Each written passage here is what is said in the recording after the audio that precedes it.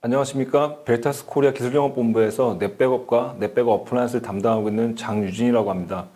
근래 데이터 저장의 패러다임이 클라우드로 옮겨가다 보니까 많은 금융고객사에서 클라우드 관련 검토를 많이 하고 계십니다. 많은 금융고객사 분들께서 저희 넷백업을 많이 사용 중이신데요. 넷백업을 통해서 어떻게 클라우드 연결할지에 대한 부분과 넷백업을 통해서 어떻게 랜섬웨어 또는 머레어 같은 사이버 위협에 대응할 수 있을지에 대해서 알아보겠습니다. 그럼 준비한 내용 발표를 시작하겠습니다. 먼저 백업 시장 동향입니다. 과거에는 테이프 장치를 통해서 백업을 해왔지만 테이프의 불확실성, 그러니까 복구를 위해서 원격지에서 테이프를 리콜한다든지 혹은 많이 사용된 테이프이 복구하지 못하는 일이 많았었기 때문에 PTA를 가상화한 VTL 타입으로 발전을 했습니다. 그래서 VTL은 버추얼 테이프 라이브러리, 그래처럼 매체만 그 디스크로 바뀌었을 뿐 백업 서버, 백업 소프트웨어 그리고 VTL의 구조가 주는 복잡성은 여전히 있었습니다. 여기에 모든 것들이 하나로 통합된 어플라이언스 형태로 현재는 대세가 굳어져 있는데요. 근래에는 이거를 벗어나서 클라우드로 백업 장치를 사용하는 것이 하나의 트렌드로 자리 잡았고 이러한 부분을 검토하시는 고객분들이 많이 계십니다. 여기서도 백업을 클라우드로 보내는 투더 클라우드 형태와 클라우드 내 인프라에 대한 백업을 하는 인더 클라우드 전략으로 나누어서 보통 백업 아키텍처를 설계를 합니다. 그래서 백업 업계에서 가장 중요한 핵심 기능은 중복 제거인데요. 이런 중복 제거 기능을 중심으로 백업 기술이 계속 발전되어 왔습니다. 이것은 클라우드에서도 마찬가지인데요. 클라우드에 데이터를 저장할 때 최초 백업은 중복 제거가 좀 덜 되지만 이후 백업부터는 중복 제거가 극대화돼서 최대 약 99%까지 중복 제거가 되는 것을 봤습니다. 예를 들어서 10테라의 데이터를 매일 일주일 보관 주기로 클라우드로 보낸다고 가정했을 때 산술적으로 클라우드에 최소 70테라의 공간이 필요로 합니다. 하지만 이것을 중복 제거한다고 가정한다면 최초 백업 시에도 중복 제거가 약 50% 정도 되기 때문에 10%의 한 50%인 5테라 정도가 최초 저장이 됩니다. 이후 백업은 보수적으로 한 90% 정도가 중복 제거 된다고 가정했을 때 10테라의 10%인 약 1테라만 저장이 되는데 이때 보관 주기가 7이라고 가정했으니까 1테라의 보관 주기 7을 17번을 곱하면은 약 7테라가 필요로 하게 됩니다. 그래서 최초 5테라에 그리고 추가로 일주일 보관 주기를 감안한 7테라를 더하면 약 12테라 정도의 공간이 필요로 하기 때문에 중복 제어가 되지 않았을 때는 70테라, 하지만 중복 제어가 되었을 때는 약 12테라 정도를 비교해 보면 클라우드 내 저장량 변화로 인한 어떤 가격적인 경쟁력이 얼마나 있을지를 이제 예측해 볼 수가 있습니다. 이때 클라우드 내 중복 제거 스토리지의 백업 용도도 가장 성능이 좋고 비싼 블록 스토리지 혹은 S3에 호환되는 오브젝트 스토리지 혹은 아카이빙 용도로 사용되는 아카이빙 스토리지로 나눠지는데 이 모두 비용 효율적으로 백업을 위해서 사용되고 있습니다.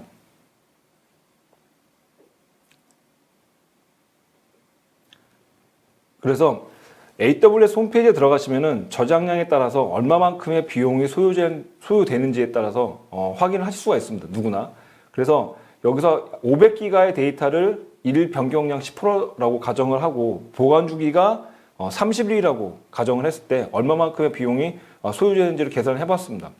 그래서 AWS 내부에서도 압축 기능을 제공합니다만 넷백업에서 이용한 중복 제거보다는 효율이 좀 떨어지기 때문에 보시다시피 약 10배 이상의 비용 차이가 나는 것을 확인할 수 있고요. 이런 부분은 저희 회사 제품을 사용해서 넷백업상에서 이제 그 백업석을 구축한 고객사에서도 확인이 된 사항으로 말씀드릴 수 있을 것 같습니다. 그래서 이걸 가지고 TCO ROI를 계산해 보시면 보시다시피 중복 제거를 미적용했을 때는 약 5억이 넘는 금액, 하지만 중복 제거 적용하면 2억이 안 되는 금액으로 이제 비용 절감이 되는 걸 확인할 수가 있고요. 이거를 매일 50테라를 클라우드 보낸다고 가정했을 때 중복 제거를 적용하지 않으면 30억이 넘는 금액, 하지만 중복 제거를 적용하면 보다시피 5억이 안 되는 금액으로 이제 소산하실 수 있는 걸 알 수가 있고요. 이거에 따라서 ROI를 계산해 보면 이만큼 만약에 차이가 나는 것을 중복 제거 기능을 키냐 안 키냐에 따라서 많은 차이가 나는 것들을 확인을 하실 수가 있습니다.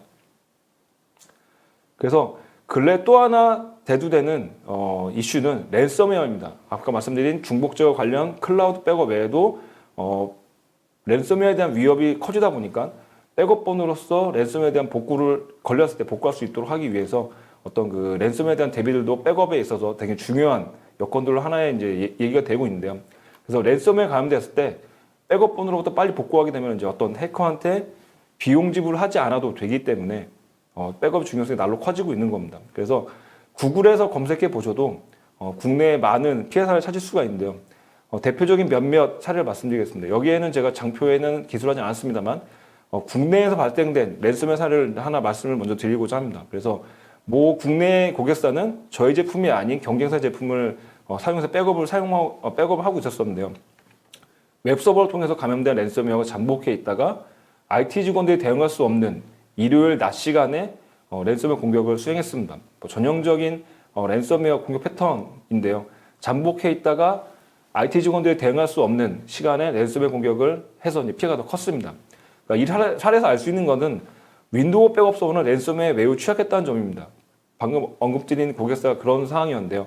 윈도우 서버는 특히나 외부 위협으로부터 취약한데 해커들의 타겟인 액티브 디렉토리에 백업 서버가 함유되어 있다면 더 피해가 클 수밖에 없었고 실제로 말씀드린 고객사는 그런 사례가 되겠습니다. 그리고 두 번째 사례는 해외 사례인데요. 병원 시스템에 랜섬웨어 공격을 당해서 해당 병원에 이제 그 응급상으로 입원했던 영아가 이제 사망한 사례입니다. 보통 랜섬웨어라고 한다면 금전적으로 요구하는 것이 일반적이고 그 피해는 뭐 IT 시스템에 이제 망가뜨린 것이 목적이다라고 생각하는데 병원 시스템에 랜섬웨어 감염되다 보니까 영향을 받아서 실제로 사망 사례로 이어진 최초 사례여서 말씀을 드렸습니다. 그리고 세 번째 사례는 콜로니얼 파이프라인이라는 미국 송유관 회사인데요. 마치 뭐 액션 영화에 나올 법한 사건이었고 이거는 미국 FBI에서도 현상금을 걸고 배후 세력을 쫓고 있을 만큼 심각한 사안이라고 합니다. 그래서 송유관 같은 사회기관 시설에 랜섬웨어 침입해서 사회적인 피해가 컸다고 합니다. 이 사건에서 복구를 위해서 이제 그 랜섬웨어 해커 조직에 500억에 가까운 비용을 지불했고 암호화된 랜섬웨어를 이제 해제할 수 있는 키값을 받았지만 정작 랜섬웨어에 걸린 시스템이 암호화를 푸는데 너무나 많은 시간이 소요돼서 지불한 비용은 아무 소용이 없었다고 합니다. 그래서 세 번째 사례에서 알 수 있듯이 랜섬웨어에 안 걸리는 게 가장 좋은 방법입니다만 감염이 되었다 할지라도 제대로 된 백업본에서 빠른 시간 내에 복구하는 것이 최적의 방안으로 보여집니다. 그래서 요새 고객부사분들이 클라우드도 검토를 하시는 걸로 알고 있고요. 그래서 뭐 실질적인 예로 저희 고객사의 몇몇 대기업에서도 랜섬웨어에 감염된 사례가 있었습니다만 사용 중이었던 넷백업 어플라이언스를 통해서 전혀 랜섬웨어에 감염되지 않았습니다. 그리고 랜섬웨어를 통해서 감염된 서버들도 바로 복구를 해서 문제없이 복구들을 진행을 했고요. 그리고 혹은 복구를 완벽하게 잘해서 외부 매스미디어에 알려주지 않고 데이터를 복구했던 사례도 있습니다. 끝난 사례도 있습니다. 그래서 외부 매체에 알려졌다 하더라도 넷백업 어플라이언스 통해서 데이터를 완벽히 복구해서 해킹 조직에 전혀 비용을 지불하지 않고 데이터 복구한 사례와 경험을 저희는 가지고 있습니다. 근래에는 랜섬웨어도 진화하고 있습니다. 그래서 콘티 랜섬웨어라는 것이 나왔어요. 이게 뭐냐면 엔터프라이즈 백업 소프트웨어를 삭제하는 랜섬웨어 기술입니다. 그래서 이게 콘티 랜섬웨어라고 불리는데요. 콘티 랜섬웨어는 윈도우즈 OS를 사용하는 백업 서버를 주 타겟으로 삼습니다. 그래서 백업 소프트웨어를 삭제하는 것이 목적으로 하고 있고요. 해커들 입장에서는 백업본으로부터 데이터를 복구할 수 없어야 그들의 목적을 달성할 수 있기 때문에 이렇게 진화한 걸로 보여집니다. 그래서 랜섬웨어에 대한 대비 또는 비상 상황을 대비해서 열심히 백업들을 받으셨는데 정작 그것이 윈도우 OS 백업 서버여서 비상시에 이러한 것들이 아무런 역할을 할 수 없다면 너무 좀 안타까운 일일 것 같습니다. 그래서 DR 관점에서는 백업 서버는 반드시 물리적으로 백업 운영 서버들과 분리가 되어줘야 하고 특히 보안에 취약한 윈도우 백업 서버는 사용하지 않으셔야 됩니다. 그래서 VMware와 같은 그 가상환경이 이제 백업 서버에 존재하는 것도 근래에 많이 저희는 가능한 기술적으로 문제가 없습니다만 권고를 드리지 않고 있습니다. 왜냐하면 가상화 시스템 자체도 감염될 수 있기 때문인데요. 그래서 기술적으로 가상환경에 백업 서버를 올려서 사용하는 건 문제가 없지만 저희는 내포할 수 있습니다만 그렇게 사용하지 않는 것들을 권고를 드립니다. 그래서 근래 사이버 테러 사례와 DR 관점에서 백업 서버는 반드시 논리적, 물리적으로 운영 시스템과 분리가 되어줘야 하고 그렇게 되는 게 안전하고요. 그래서 그렇게 하는 것도 보통 저희가 말씀을 많이 드리고 있고 그리고 또 하나의 팁은 백업 서버명을 장명을 하실 때 마치 백업 서버가 아닌 것처럼 호스트명을 쓰시는 것도 제언을 보통 드립니다. 그래서 어떤 고객사를 가보면은 백업 제품의 벤더명과 백업 서버라는 것이 너무나 이름에 명확하게 나오게 하는 경우들이 있는데 그렇게 하는 부분들은 이제 피하면 좋겠다라고 말씀을 드리는 겁니다. 그래서 왜냐면은 해커들이 노리는 것들이 고객사에 침투한 다음에 찾는 것들이 액티브 디렉토리와 백업 서버이기 때문에 그런 것들을 조금이라도 피할 수 있지 않을까 싶은 생각에 말씀을 드리는 부분입니다. 지금까지 백업 관련 동향과 트렌드에 대해서 말씀을 드렸는데요. 이어서 넷백업과 퍼블릭 클라우드의 데이터를 어떻게 연계할지에 대해서 알아보겠습니다. 첫 번째는 퍼블릭 클라우드 상의 백업 서버를 구성하는 방안입니다. 그래서 투더 클라우드는 중복 제거 풀을 퍼블릭 클라우드 내에 만든 다음에 온프라미스와 퍼블릭 클라우드 간의 이제 원격 복제를 수행하는 겁니다. 그래서 국내 많은 고객사에서 검증된 방법인데요. 주센터와 DL센터 간의 중복 제거 기반으로 데이터를 보내서 이제 이것들을 소산을 많이 해왔는데 이거를 퍼블릭 클라우드로 확대했다고 보시면 됩니다. 그래서 이때 넷백업 에어라고 불리우는 원격 복제, 그래서 중복 제거 풀 간의 원격 복제 수행하는 기술을 이제 클라우드 확대했다고 보시면 쉬울 것 같고요. 그래서 퍼블릭 클라우드에 백업 서버 존재하기 때문에 DOI 관점에서는 더 안전하고 좋은 방식입니다. 네, 두 번째는 백업 서버 없이 퍼블릭 클라우드의 오브젝트 스토리지를 활용하는 방안입니다. 마치 NAS에 백업 서버를 연결해서 NAS에 데이터를 저장한 것이라고 이해하시면 쉬울 것 같은데요. 그런데 이 스토리지가 NAS가 아닌 S3 기반 퍼블릭 클라우드의 오브젝트 스토리지라고 보시면 좋을 것 같습니다. 그래서 퍼블릭 클라우드 상에서라 할지라도 데이터가 중복돼서 저장되기 때문에 비용 효율적이기 때문에 저희는 많은 레퍼런스를 가지고 있습니다. 그래서 첫 번째 백업 서버를 퍼블릭 클라우드 상에 두는 방식에 대해서 사례와 함께 설명을 드리겠습니다. 보시다시피 왼편 그림에서 온프라미스 환경인데요. 여기는 넷백업의 중복 제거 풀로 1차 백업을 수행합니다. 이후에 수행된 1차 백업 데이터를 중복 제거 기반 원격 복제를 통해서 DL센터가 아닌 퍼블릭 클라우드로 데이터를 소산합니다. 이때 필요한 것은 퍼블릭 클라우드 상의 백업 서버와 마찬가지로 스토리지입니다. 그래서 백업 서버는 마켓플레이스에 있는 패키지화된 넷백업을 사용하거나 혹은 일반 서버를 클라우드 상에 사용하셔도 되고요.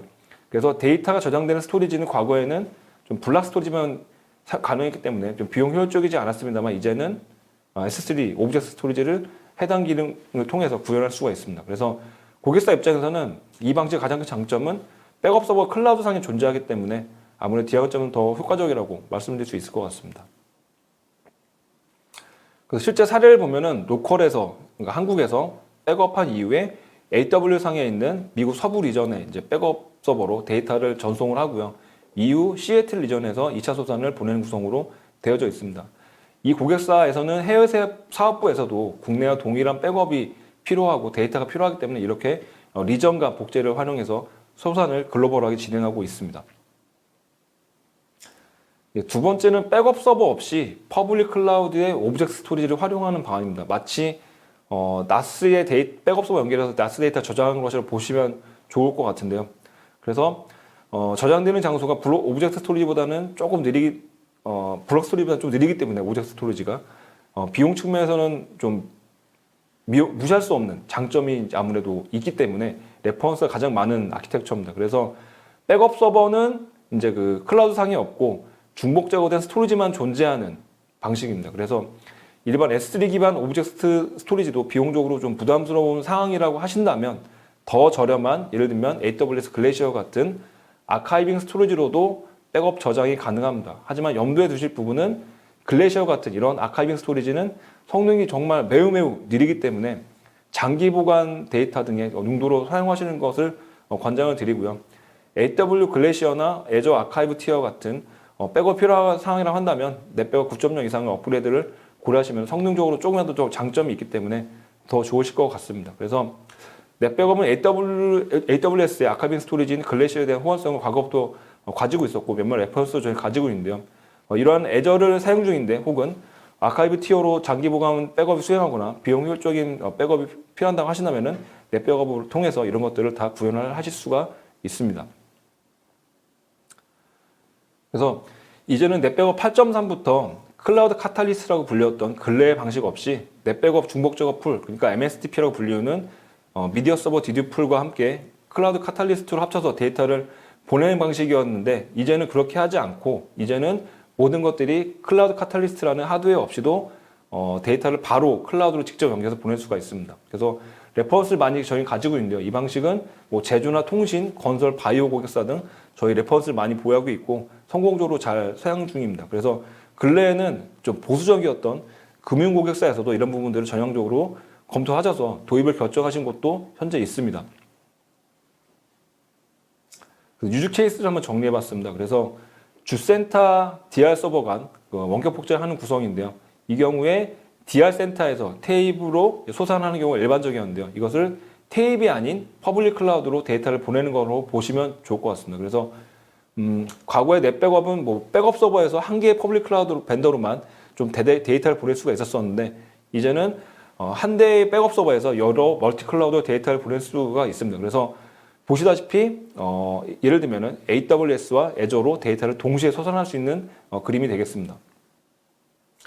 혹은 DR 센터만이 아니고 주센터에서도 여러 클라우드로 데이터를 보낼 수가 있습니다. 그래서 주센터에서는 퍼블릭 클라우드 CD 벤더로 그리고 DR 센터에서는 AB 클라우드 벤더로 데이터를 보낼 수 있는 것들이 가능하게 됩니다. 보통 클라우드로부터 주센터로부터 데이터를 이제 가져오는 것들은 보통 그러니까 클라우드로부터 주센터로 데이터를 가져오는 것들은 다운로드에 해당합니다. 그래서 비용이 발생이 될 수밖에 없는데요. 그런데 종종 복구되는 데이터가 용량이 커서 패키지 사용량이 커갖고 어떤 비용이 과도하게 청구된다면은 퍼블릭 클라우드가 아닌 온프라미스에 오브젝트 스토리를 두는 것을 권고를 드립니다. 그래서 여기에 장기 보관을 해서 소산하는 방법도 하나의 방안이 되실 수 있을 것 같습니다. 그래서 이 사례 같은 경우는 이제 그 주센터에서 백업 받은 것들을 이제 그 퍼블릭 클라우드로 직접 소산을 해갖고 사용하고 있는 국내 제약사 사례가 되겠습니다. 굉장히 지금 잘 쓰고 계시고요. 혹은 여러 리즌 간에 도쿄나 홍콩으로 데이터를 받은 다음에 한국에서 데이터 받은 후에 해외 리즌으로 데이터를 이렇게 보내는 국내 제조사 사례도 현재 잘 운영 중에 있습니다. 그래서 이렇게 특정 벤더의 클라우드 벤더를 사용 중인데 멀티 클라우드를 사용해야 될 상황이 된다고 하신다면은 예를 들면 AWS를 사용 중이셨는데 어떤 그 비즈니스적인 여건으로 인해서 애저를 써야 된다라고 하신다면 이때도 넷백업은 유연한 소산 및 데이터 이관 방안을 제공해 드립니다. 그래서 그림에서 보시는 것처럼 저장된 클라우드 스토리지 간에 데이터 전송이 가능하기 때문에 그러니까 AWS에서 애저로, 애저에서 AWS로 데이터 소산이 크로스로 가능한 겁니다. 그래서 향후 멀티 클라우드를 사용하셔야 되고 클라우드 간 데이터 전송이 필요한 상황이라고 하신다면은 넷백업을 통해서 이런 부분들이 가능하십니다. 그래서 안전한 어떤 장소로 백업만을 해야 되는 상황이고 소산을 해야 되는 상황이고 유용한 선택자 될 수 있는 이런 상황이라 할 때 유용한 선택자 될 수 있는 제품에 대해서 설명을 드리고자 합니다. 리커버리 볼트라는 넷백업 제품인데요. 이것은 베리타스에서 직접 관리하는 서비스로서 별도의 데이터 센터가 필요한 상황인데 안전한 어떤 경로로 백업만을 해야 되고 소산을 해야 되는 상황이라고 한다면 투더 클라우드 전략이 필요한 상황이라고 한다면은 이때 유용한 선택지가 될 수 있을 것 같습니다. 그래서 랜섬웨어로부터 안전한 퍼블릭 클라우드로 데이터를 소산하는 중복적 저장소를 제공하는 거고요. 특히 베리타스에서 직접 관리한다는 부분입니다. 그래서 보통 클라우드 벤더에서 말하고 있는 것들은 데이터에 대한 관리 책임은 고객사분들이 가져야 된다라고 말을 하고 있습니다. 하지만 그런 부분들이 부담스럽다고 하신다면은 베리타스에서 직접 호스팅하고 직접 관리해주는 데이터에 대한 관리 책임을 지는 리커버리 볼트가 대안지가 될 수 있을 것 같고요. 그래서 높은 수준의 보안 관련 사항을 만족할 수 있고 그리고 계속 거듭 말씀드리는 베리타스에서 직접 관리한다는 점 그리고 예측 가능한 비용을 투여 가능한 것들이 특징이 되겠습니다. 지금까지 투더 클라우드 그러니까 백업 장치로서 퍼블릭 클라우드를 사용하는 백업 저장소 방안에 대해서 말씀을 드렸습니다. 지금부터는 인더 클라우드 그러니까 클라우드 내에 서버와 스토리지를 어떻게 백업하고 보호할지에 대해서 말씀을 드리겠습니다. 클라우드 상에 백업 서버와 중복 작업풀을 구성하고 백업하고 있는 여러 국내 고객사도 있지만 반드시 클라우드 상에 스냅샷과 연동해야 되는 경우에는 넷백업의 기능인 클라우드 포인트와 연계하는 방안도 있습니다. 넷백업은 8.3 버전부터 클라우드 포인트라고 불리우는 별도의 제품이 이제 넷백업 일반 기능으로 통합이 됐습니다. 그래서 이 클라우드 포인트 기능을 통해서 퍼블릭 클라우드 상에 존재하는 서버와 어플리케이션에 대해서 백업을 할 수가 있습니다. 그래서 퍼블릭 클라우드에 있는 클라우드 포인트를 통해서 개별 VM은 물론이고 일반 파일이나 폴더 그리고 다른 호스트로의 복구 등도 지원을 합니다. 그래서 넷백업을 통해서 이러한 통합 관리를 하나의 원 뷰로 할 수 있는 것들이 가장 큰 장점이라고 말씀드릴 수 있을 것 같고요. 그리고 클라우드의 스냅샷 기능과 손쉬운 연동이 되기 때문에 정책적으로 클라우드의 스냅샷을 사용하는 상황이라고 한다면 넷백업의 중복 작업 풀과 연동을 해서 스냅샷의 비중을 줄일 수가 있습니다. 그래서 이를 통해서 저장 비용이 감소되는 효과가 있고요. 그래서 넷백업의 인더클라우드 전략에서 클라우드 포인트는 가장 중요한 제품 중에 하나인데요. 그래서 클라우드 상에 있는 것들과 마찬가지로 혹은 온프라미스와 그리고 퍼블릭 클라우드에 있는 것들도 인더클라우드에 있는 것들도 통합해서 관리해야 될 상황이라고 한다면은 넷백업에 보시다시피 하나의 단일 구위에서 이것들을 볼 수 있기 때문에 넷백업 클라우드 포인트와 연동하시면은 좋은 방안이 될 수 있을 것 같습니다. 그래서 먼저 말씀드리고 싶은 부분은 퍼블릭 클라우드든 프라이빗 클라우드든 먼저 유닉스 서버로부터 리눅스로 유체를 먼저 진행하셔야 됩니다. 그 이후부터 클라우드로 데이터를 전환할 수가 있고요. 그래서 그렇게 넘어온 데이터가 있을 때 퍼블릭 클라우드 상에 있는 워크로드들을 클라우드 포인트 서버가 이렇게 하나 존재하게 되고요. 그 이후에 넷백업 마스터 서버 주센터에 존재하는 것들이 클라우드 포인트와 통신해서 데이터를 백업하도록 명령을 보냅니다. 그러면 클라우드 포인트가 실제로 스냅샷을 수행하도록 퍼블릭 클라우드 상에 있는 것들을 이제 그 스냅샷을 진행하도록 백업을 돌도록 진행이 되게 되고요. 그 이후에 이것들을 실제로 백업을 수행할 수가 있습니다. 그래서 이렇게 퍼블릭 클라우드 상에 있는 것들, 스냅샷 기능 외에도 워크로드들이 클라우드에 존재하게 됐을 때 그것들을 중복 작업 백업을 만들어서 그것들로 백업하게 할 수 있는 방안도 있고요. 그래서 보시다시피 퍼블릭 클라우드 상에 클라우드 포인트 존재하고 거기에 더불어서 서버들이 클라이언트들이 있다면 그것들을 중복 작업풀을 구성해서 백업을 이렇게 보시다시피 수행할 수가 있습니다. 그것들을 통합된 넷백업 주센터에 있는 넷백업 통해서 다 관리할 수 있는 부분들이 핵심이 될 것 같고요. 혹은 분리해서 백업을 하시는 부분들도 가능합니다. 그래서 실제로 이런 어떤 그 구성하고 실제로 POC를 해보거나 실제로 운영하고 있는 고객사분들을 보게 되면은 성능적으로나 비용적으로 훨씬 좋았다는 내부 보고서나 POC 완료 보고서들도 저희는 가지고 있습니다. 그래서 이어서 클라우드 관련 넷백업의 최신 기능 두 가지를 한번 설명드리고자 합니다. 그래서 인텔리전트 클라우드 폴리시라는 기능입니다. 이거는 백업 정책을 생성할 때 개별 서버별로 생성하는 것이 아니라 쿼리 기반으로 자동으로 디스커버된 클라우드 내의 자산을 백업 정책에 자동으로 추가하는 기능입니다. 이거는 넷백업을 통해서 VM웨어 등의 어떤 그 온프라미스 상에 있는 가상화 백업을 수행할 때 사용하는 기능이었는데요. 이것들을 클라우드로 확대한 겁니다. 그래서 이 기능의 장점은 백업 담당자와 클라우드 담당자 간의 미스 커뮤니케이션으로 백업의 어떤 그 백업에 수행되지 못하게 백업에 추가가 안 됐다면은 복구를 할 수가 없는데요. 이런 부분들을 예방할 수가 있습니다. 자동으로 백업이 추가되기 때문에 이 기능을 통해서 백업 정책을 수행하면은 클라우드 담당자분이 생성하면 자동으로 백업이 추가되기 때문에 별도의 어떤 추가적인 작업들이 필요 없기 때문에 안정되게 백업을 운영할 수가 있는 장점이 있습니다. 두 번째는 오토 스케일링 기능입니다. 국내 모 항공사 사례를 보면은 클라우드 상의 발권 시스템이 이제 운영되고 있는 사례가 있는데요. 휴가 차례 IO가 굉장히 몰리는 경우 자동으로 시스템을 병렬로 확대해서 몰리는 IO를 자동으로 처리해서 대응을 합니다. 이런 경우 백업 소프트웨어에서는 수동으로 확대된 시스템의 백업을 구성을 해야 되고 어떤 그 매뉴얼 작업이 필요할 수밖에 없는데요. 넷백업의 최신 기능에서는 이런 부분들이 대응할 수 있는 기능이 출시가 된 겁니다. 그래서 클라우드 상에서 리소스를 동적으로 연동을 해갖고 넷백업 클라이언트들이 자동으로 그 해당 노드들을 자동으로 확대해서 백업을 설치하고 구성을 자동으로 할 수 있게 하는 겁니다. 이후에 해당 시스템들이 유휴 시스템으로 전환되고 쓰지 않을 경우에는 자동으로 넷백업 백업 대상에서 해제가 됩니다. 그래서 이렇게 클라우드 상에서 특정 시스템을 켜놓기만 해도 비용이 발생되고 더불어 백업까지 수행돼서 저장소까지 쓴다면은 비용 발생이 클 수밖에 없는데요. 이런 경우에 유용하게 자동으로 대응할 수 있는 기능들을 넷백업에서는 제공을 해드립니다. 그래서 보시다시피 넷백업은 뭐 외산 벤더든 혹은 국산 벤더든 대부분의 호환성을 가지고 있고 기능적으로 문제가 없기 때문에 향후에 어떤 클라우드 벤더를 검토하시더라도 안전하게 클라우드 연계한 백업을 수행하실 수 있다라고 자신 있게 말씀드릴 수 있겠습니다. 지금까지 퍼블릭 클라우드 관련 백업에 대해서 말씀을 드렸는데요. 지금부터는 프라이빗 클라우드 백업 데이터를 어떻게 할지에 대해서 설명을 드리도록 하겠습니다.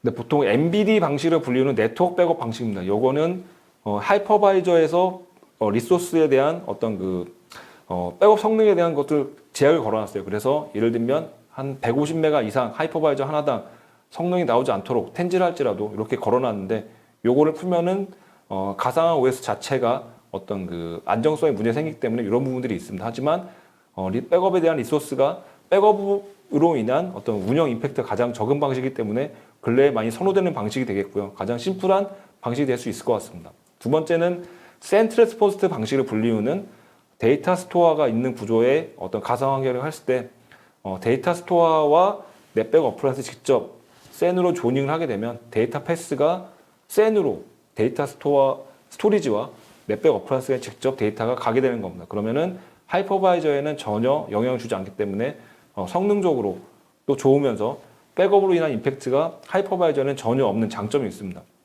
세 번째 방식은 프록시 방식을 불리우는 핫애드 방식인데요. 요거는 하이퍼바이저 중에 존재하는 VM 하나를 백업 서버 같이 백업 미디어 서버처럼 지정을 해서 얘를 백업 될 대상들을 전부 다 VM들을 마운트를 합니다. 그 위에 걔들을 백업을 하는 구조인데요. 얘는 단점은 프록시 서버의 백업 시에 IO가 몰리기 때문에 데이터 스토어나 백업 시스템은 좀 운영 임팩이 덜한 반면에 그러서는 안 될 운영 시스템인 하이퍼바이저의 운영 임팩이 굉장히 많이 가게 됩니다. 마치 송곳으로 그 부분을 하이퍼바이저 꾹 누른 것처럼 이런 운영 임팩이 되는데요.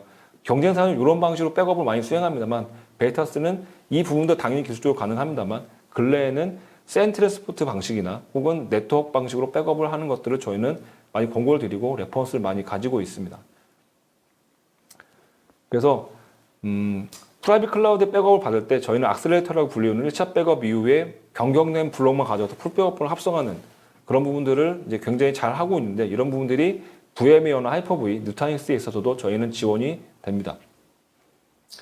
그리고 인텔리전트 폴리시라고 불리우는 어떤 백업을 받을 때 특정 VM만 선택해서 받을 수 있는 예를 들면 파란색 VM만 백업을 받고 싶은 상황으로 하신다면은 우리 쿼리에 그것만 넣으시면 그것들만 백업할 수가 있는 겁니다. 그래서 혹은 모든 것 좀 모든 거로 다 선택을 하시게 되면은 전체 VM을 다 백업을 동시에 받으실 수가 있고요. 혹은 리소스가 몰리는 것들을 예방하기 위해서 특정 EXX에만 IO가 몰리지 않도록 한두 개만 IO가 일어나게 한다든지 혹은 데이터 스토어도 그렇고 VM도 그렇고 이렇게 IO에 대한 병목이 몰린 것들을 예방할 수 있는 설정 장치들이 저희는 가지고 있고요. 이를 통해서 프라이빗 클라우드 데이터를 안전하게 보호할 수 있습니다.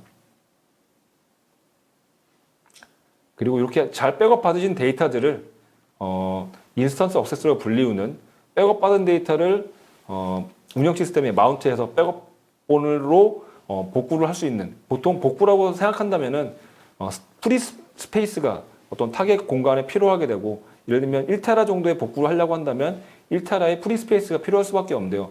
그러한 부분 없이 그냥 백업 저장소로서 기능을 하는 겁니다. 넷백업 어플라이언스 혹은 넷백업 풀이. 그래서 그 백업본을 가지고 운영 시스템에 마운트를 하게 되면 운영 시스템에서는 새로운 스토리지가 붙었다라고 인식을 하게 되지만 막상 따라가 보면은 넷백업 어플라이언스 혹은 넷백업의 중복적 어플 영역인 거죠.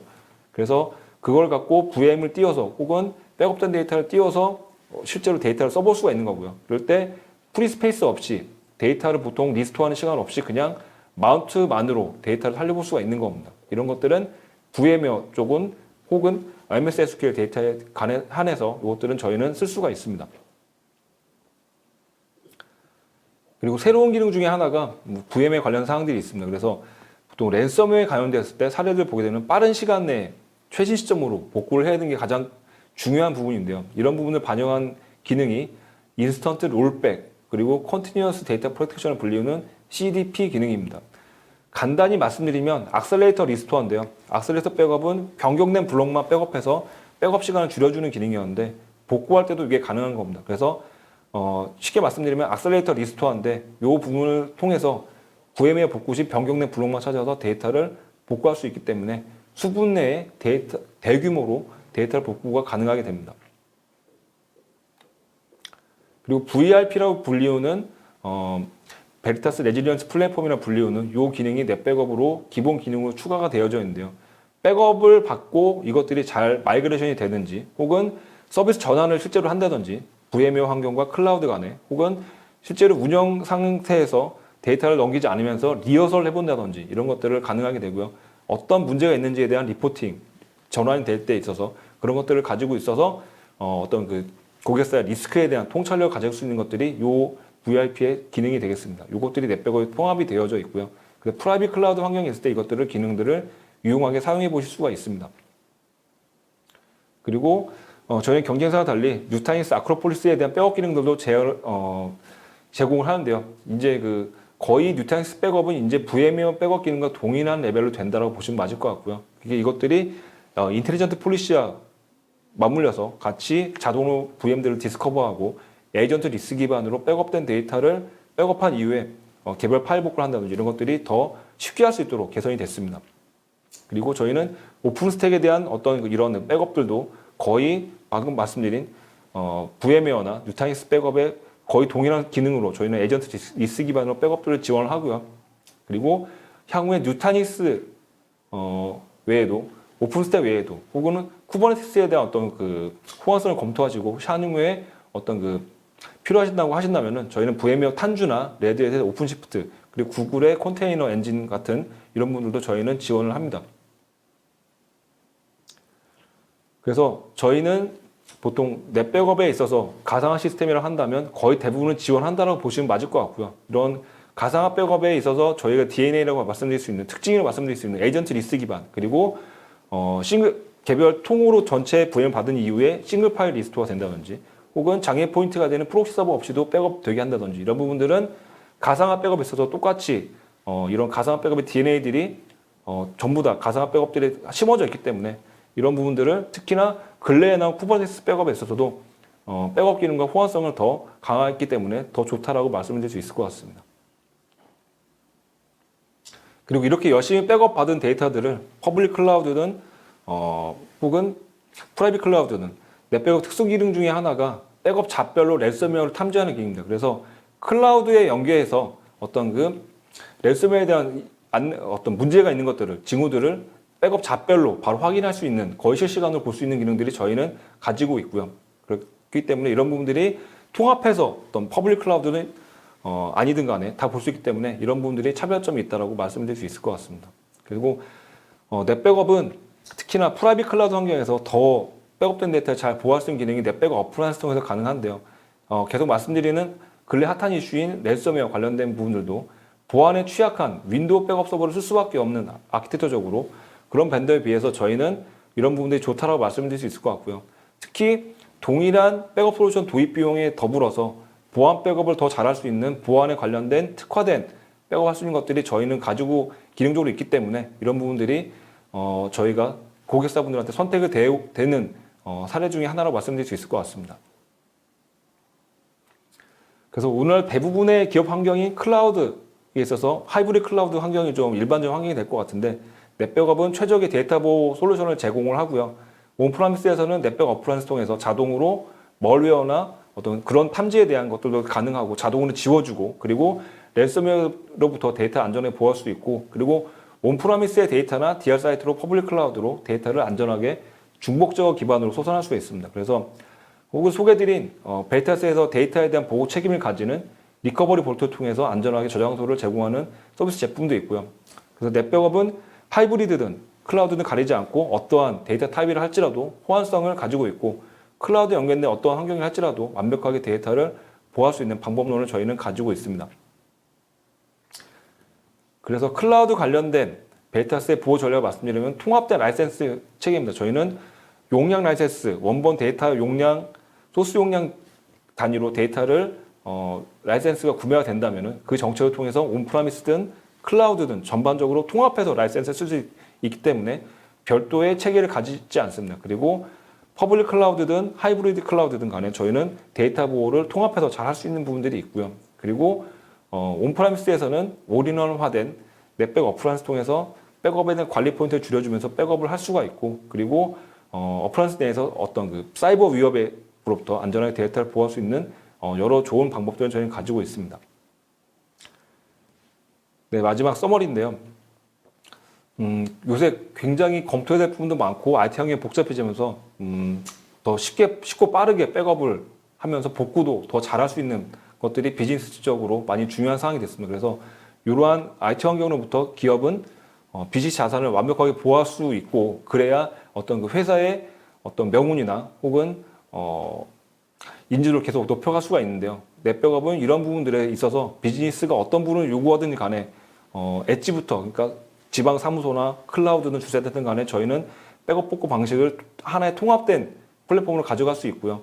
그리고 과거부터 저희가 잘해왔던 유닉스 서버에 대한 백업이나 가상화 백업이나 X86, 그리고 클라우드에 있는 어떤 클라우드의 환경이 할지라도 저희는 다 데이터에 대한 보호 방법론을 가지고 있습니다. 그래서 엔터프라이즈 환경의 어떤 백업을 위해서 통합 백업 솔루션이기 때문에 최근에 팬데믹 상황이나 어떤 이러한 특수 상황, 그리고 재택근무로 인한 변수가 늘어난 상황에 딱 맞는 제품이라고 말씀드릴 수 있을 것 같고요. 어떤 상황을 할지라도 저희는 데이터 보호를 잘할 수 있는 방법이 가지고 있기 때문에 이런 부분들이 계속해서 금융권 고객사에서 저희 넷백업들을 선택하고 있는 부분이 아닐까 저희는 생각하고 있습니다.